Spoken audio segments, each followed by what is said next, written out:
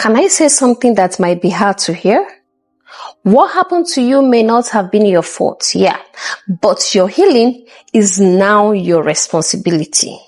You can spend the rest of your life letting your pain define you, or you can decide that your story will not end there. Hi ladies, welcome to the Whole Ladies series. My name is Adeze Carlo, your wholeness coach, and this is a space where we have real, honest conversations about healing, growth, relationships, and becoming the woman God created you to be. Today, I want to lovingly challenge you.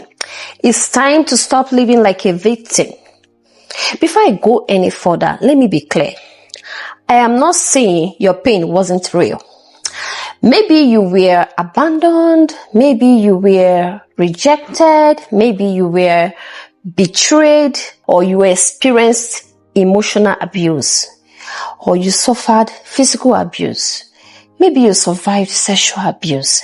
Maybe you grew up in a home where you never felt safe or truly loved. So those things leave deep scars and they should never have happened to you. I agree. But there comes a point where you have to make a decision. Will I let what happened to me keep controlling who I become?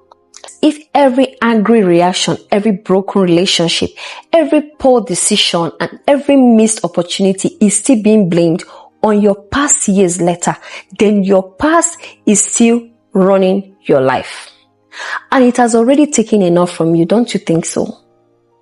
Have you ever heard someone say things like, that's just how I am. I can't trust nobody. I push people away before they hurt me. I get angry easily because of what I've been through. I think it's time to let go of the excuses and begin to heal. The truth is, your experiences may explain your behavior, right? But they don't have to become your permanent identity. There's a difference between acknowledging your wounds and living inside them forever. So, I have had to face painful parts of my own story too, There were seasons when I could have stayed angry, bitter, and defined by my own past. But I realized that if I kept using yesterday's pain to explain today's choices, I would never truly be free. Healing began when I decided that my past would become a testimony and not a prison. So God is able to write a new chapter of your life, but we have to be willing to walk into it. You are not just a woman who was rejected. You are not just the woman who was abused. You are not just the woman, who was betrayed. You are not just that woman who was abandoned. Instead, you are more than what happened to you. So cry if you need to. Get help if you need to. But you know what? Take your healing seriously. Don't let your pain become your permanent address. You survived for a reason. Now it's time to heal, grow, and live like the whole woman God created you to be. So if this message spoke to your heart, I want to encourage you to read my books, The Whole Lady and Caged No More.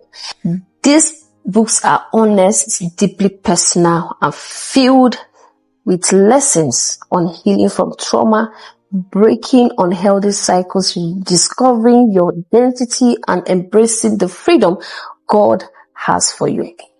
The Whole Lady is now available on Amazon and Cage No More is available there as well. My prayer is that these books will remind you that your past may explain your story, but it does not have to define your future.